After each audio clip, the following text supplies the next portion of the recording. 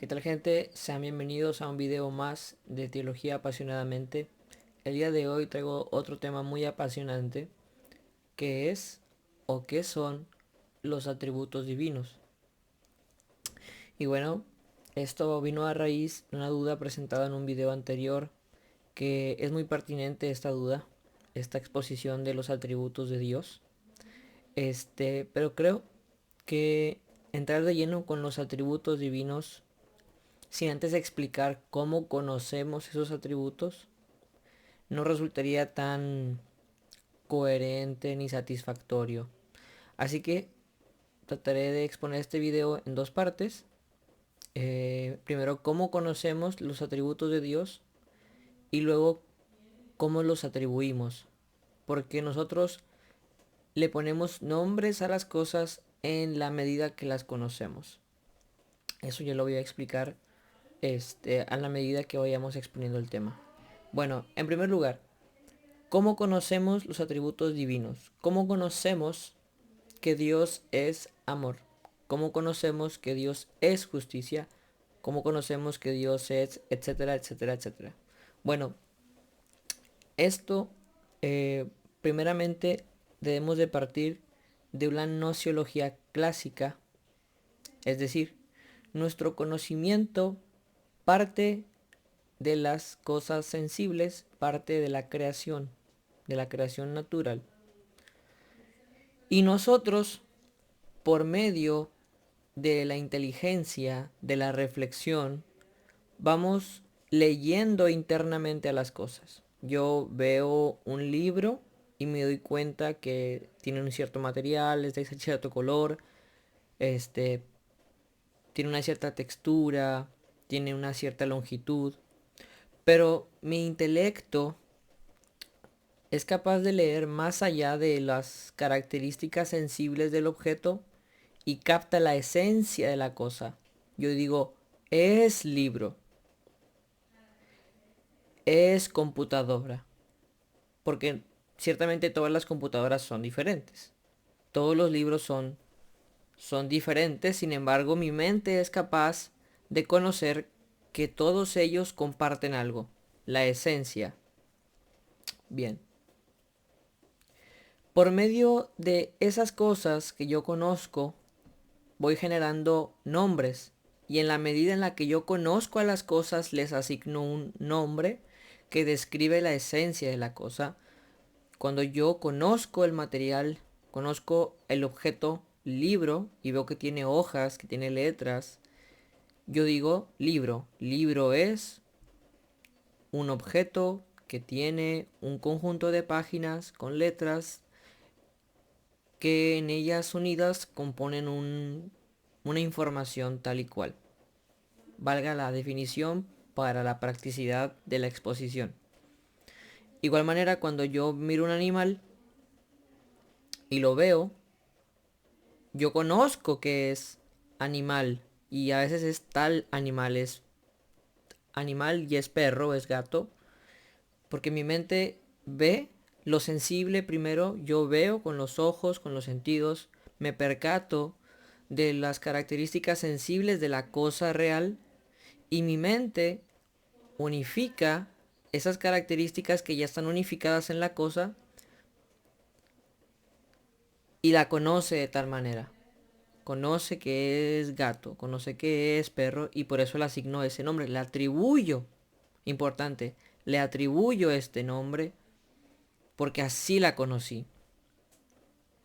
Bien, cuando nosotros, y esto está relacionado con el video de la analogía, cuando nosotros hablamos de Dios, si se dan cuenta, siempre usamos nombres que en primer lugar conocemos o entendemos a raíz de la creación. Por ejemplo, en la Biblia se usan títulos como el Altísimo, pero el Altísimo es un superlativo de alto, ¿no? ¿Qué es la altura? Pues yo conozco lo alto por las montañas, por la gente alta, por los edificios altos, por las estructuras que tienen una longitud muy grande, superior a la mía, ¿verdad? Y en Dios, cuando decimos el Altísimo, Obviamente no estamos diciendo que Dios mida 3 metros 80 o que mida 5 kilómetros. O sea, usamos conceptos que conocemos en la creación y los aplicamos a Dios, pero removiendo esas características imperfectas. Cuando hablamos de que Dios es el Altísimo, es que Dios es más grande de lo que podemos creer, de lo que podemos concebir, ¿verdad?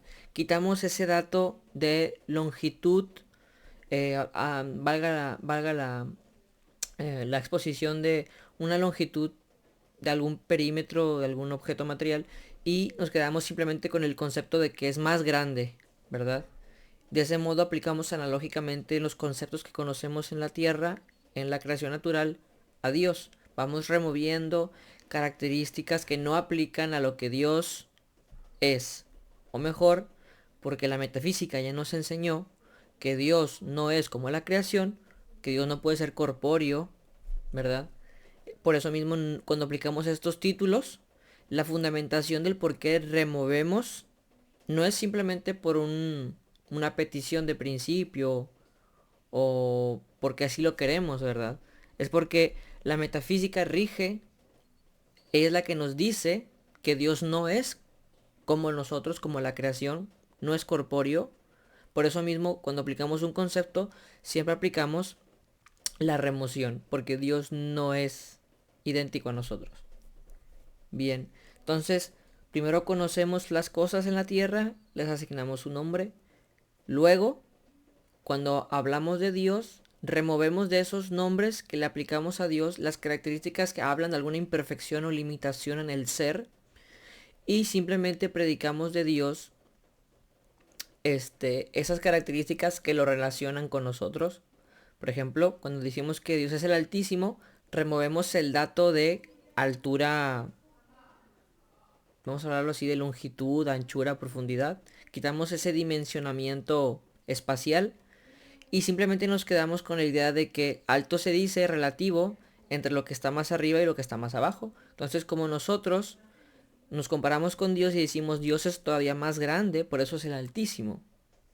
Y así hacemos una predicación analógica. Bueno, ¿qué sucede cuando hablamos de los atributos divinos? Habiendo finalizado esa pequeña parte de cómo conocemos las cosas, cómo asignamos los nombres y luego cómo los asignamos a Dios, ¿cómo conocemos un atributo divino? Por ejemplo, hablemos del amor de Dios. ¿Cómo conocemos que Dios es amor? Bueno, las escrituras nos dicen que de tal manera amó Dios al mundo que dio a su Hijo unigénito para que todo aquel que en él cree no se pierda, sino que tenga vida eterna. Nosotros conocemos el amor de Dios porque envía al Hijo, ¿verdad? Lo envía, el Hijo vive como hombre, se encarna el Verbo, vive entre nosotros, nos da vida eterna. Entonces, es en esa revelación natural, y cuando hablo de aquí revelación natural, no hablo de la teología filosófica, me refiero a que es una revelación, es Dios se muestra en la naturaleza humana, en esta naturaleza, vamos a decirlo así, material en la que estamos nosotros, y gracias a que Dios se revela de esa manera, como nosotros, humanos, nuestro conocimiento empieza de las cosas naturales, cuando converge la revelación de Dios en la naturaleza con mi intelecto natural, solamente en esa convergencia, cuando se posibilita la capacidad de poder conocer a Dios. De otro modo no podríamos conocer a Dios. Entonces, como Dios se revela de esa manera, vamos a decirlo de esta manera, en el ámbito material natural de los hombres, de los humanos, de la creación, lo que nos da la capacidad de conocerlo, conocemos que el Hijo vive, que el Hijo de Dios viene del cielo, porque Él nos dice que Él viene del cielo, que Él estaba con el Padre, y el Evangelio de Juan nos revela que esto fue un acto de amor. Es cuando vemos esa manifestación natural y luego la interpretación de Dios sobre esa manifestación que entendemos que aquí se revela el amor de Dios, ¿verdad? Y luego también vemos más adelante que el apóstol Pablo habla de que el amor no es así, no es asá, el amor es sufrido, todo lo cree, todo lo espera, nunca deja de ser. Ok. Nosotros conocemos las perfecciones divinas por su revelación. Si se dan cuenta, nosotros nunca conocemos una perfección de Dios sin la revelación. No es como que podamos nosotros saltarnos la esfera material humana y mirar directamente la pura esencia divina y decir, Dios es amor, ¿verdad? No, ocupamos una revelación, algo particular dado a la experiencia humana, para que pueda ser interpretado y por lo tanto pueda ser conocido y luego le pueda ser atribuido un nombre. Porque en la medida en la que yo conozco una cosa, es en la medida en la que yo la puedo nombrar. Como yo conocí que el amor es la revelación de Dios en el Hijo, en el mundo, para morir por los hombres, yo atribuyo a Dios el amor porque lo conocí de esta manera, lo conocí cuando Él se estaba revelando. No conocí el amor de Dios mirando la pura esencia divina, como si yo tuviera la capacidad de ver más allá de los cielos y mirar directamente a Dios y luego poder entender su esencia y decir, Dios es amor. Ok. Entonces, como nosotros conocemos las perfecciones divinas, de forma particular, o sea, en la experiencia, singularmente conocemos una perfección tras otra. Por ejemplo, en el enviar al Hijo al mundo conocemos que Dios es amor, pero cuando el Señor perdona, conocemos su justicia, la justificación, ¿verdad? Que el Señor nos justifica. También tenemos que conocer otra perfección de Dios particularmente. No fue que en el momento en el que yo comprendí que Dios es amor, cuando también comprendí que era justicia y que era santo, no. De hecho, comprendemos estas perfecciones de Dios dependiendo qué revelación se nos dé. Es gracias a que se nos dio la revelación del Hijo que conocimos el amor. Es gracias a que vimos, a que conocimos la revelación del Hijo en la cruz, otorgando perdón, que conocimos su justicia. Es gracias a que conocimos la revelación de Dios juzgando a los malos, que conocimos también parte de su justicia o de su santidad. Entonces nosotros siempre vamos a conocer a Dios, sus perfecciones, en la medida en la que la revelación se nos da. De otro modo, no pudiéramos conocer todas las perfecciones en un solo acto de conocimiento. Es decir, no es posible una revelación que sea capaz de darnos todo lo que Dios es. Eso tal vez lo expliqué más en otro video, pero yo creo que basta la experiencia personal. La experiencia personal nos muestra que a la medida en la que nosotros en nuestra vida vamos experimentando a Dios, lo vamos conociendo de diferentes maneras. Cuando el Señor me sanó, lo conocí como mi sanador. Cuando el Señor me salvó, lo conocí como mi salvador. Cuando el Señor me perdonó, lo conocí como el que me perdona, etcétera, etcétera, etcétera. Nunca conocemos a Dios en un solo acto de conocimiento, como decir, ya lo conocí de esta manera, ya me basta para ya no conocerlo lo que resta de mi vida porque ya lo conocí lo suficiente. Esto lo expliqué en el video anterior sobre las implicaciones de la simplicidad divina y la vida práctica cristiana.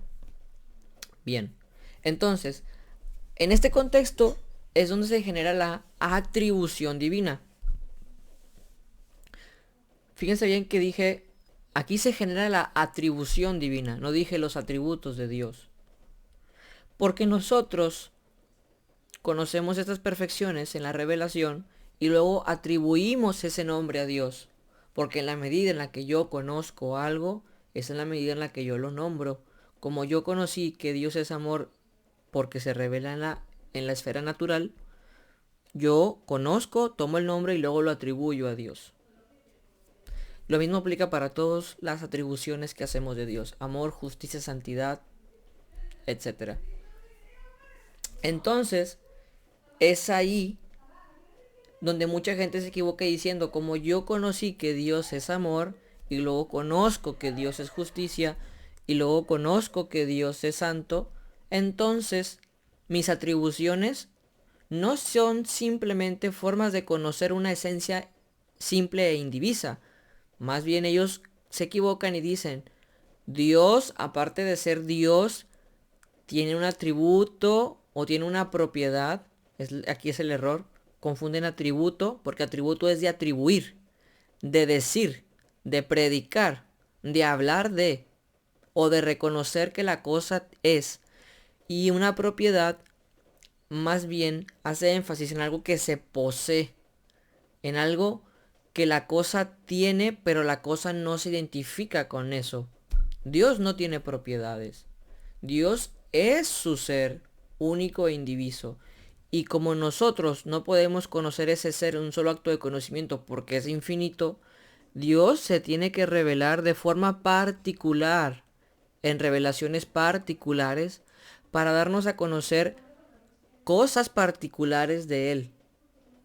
No porque Él particularmente sea amor y particularmente sea justicia, como si en Dios estuviera la esencia divina y aparte pudiéramos encontrar una chispa de justicia unida a su esencia, o una chispa de amor unida a su esencia, una chispa de santidad unida a su esencia, como los atributos. No, Dios es su ser y Él se revela de estas maneras, y como se revela de estas maneras podemos conocer las perfecciones que Él tiene íntegra e indivisa en su ser.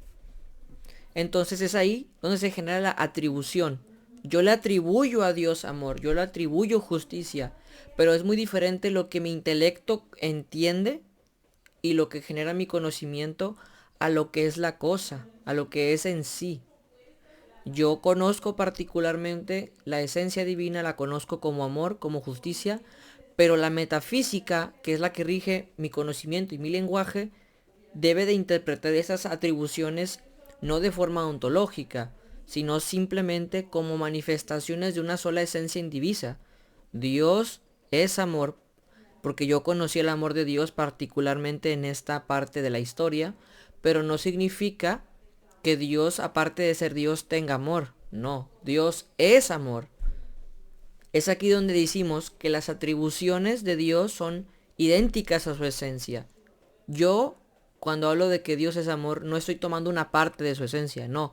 Estoy tomando toda su esencia, pero la estoy conociendo particularmente como amor.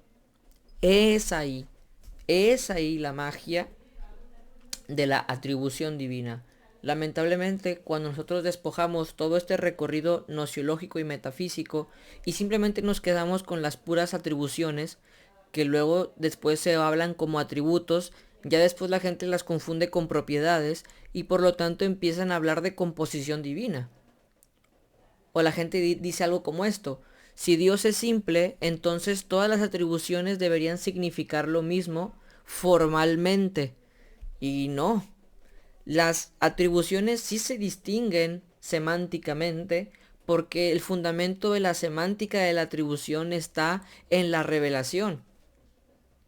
Pero la referencia, ahora sí, el significado no formal, sino la cosa a la que se refiere a la entidad real, sí es la misma, es la esencia divina. Ahí ya no hay ninguna contradicción, porque el fundamento formal, la noción, la semántica de la palabra amor está fundamentada en la revelación, que sí es particular, que sí es singular, que sí es concreta, que es la que genera la noción de la idea de amor, que es la que genera la noción de la idea de justicia. Por eso yo conozco el amor de Dios en su revelación, conozco su justicia en su revelación también singular y diferente a la revelación de su amor. Pero cuando hablamos ya de la referencia, es decir, del sujeto del que queremos predicar la noción, ese sí es único e indiviso. Pero el problema es que mucha gente pone por encima de la metafísica la nociología o el conocimiento y sobre todo el lenguaje, pero es al revés. Por eso nuestro conocimiento de Dios debe de empezar con una estructura correcta de la metafísica, es decir, de lo que es la creación y de lo que no es Dios. De otro modo, como no nos queda claro qué no es Dios, cuando estamos ya haciendo formulaciones lingüísticas y nocionales de lo que es Dios, como no nos queda claro qué no es Dios, desde acá, desde el lenguaje, desde de las ideas del entendimiento, pues empezamos a configurar nuestra metafísica y terminamos haciendo un Dios compuesto, una criatura, básicamente. Y bueno, pues espero que les haya servido este video, espero que les sea de bendición. La verdad que fue bastante satisfactorio para mí explicar este video y espero que sirva para futuras conversaciones. Que Dios les bendiga y pásenla bien. Chao.